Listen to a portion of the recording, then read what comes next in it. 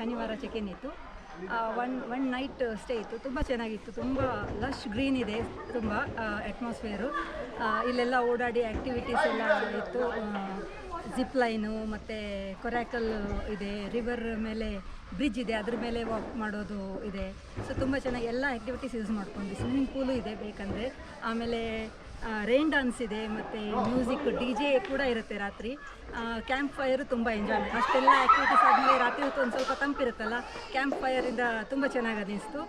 ಈಗ ಬೆಳಿಗ್ಗೆ ಚೆಕ್ಔಟ್ ಮಾಡ್ತಾ ಇದ್ದೀವಿ. ತುಂಬ ಚೆನ್ನಾಗಿ ಕಾಣಿಸ್ತಾ ಇದೆ ಈಗ ಬಿಸಿಲಿಗಂತೂ ಎನ್ವೈರ್ನ್ಮೆಂಟು. ಎಲ್ಲರೂ ಬಂದು ಎಕ್ಸ್ಪೀರಿಯನ್ಸ್ ಮಾಡಿ. ಫುಡ್ ಕೂಡ ಚೆನ್ನಾಗಿತ್ತು. But best andre it's a pet friendly. So that is Duo enjoyed a lot. So had a lot of lush green place here around, and it's a nicely maintained place. Thanks. Do visit. Thank you.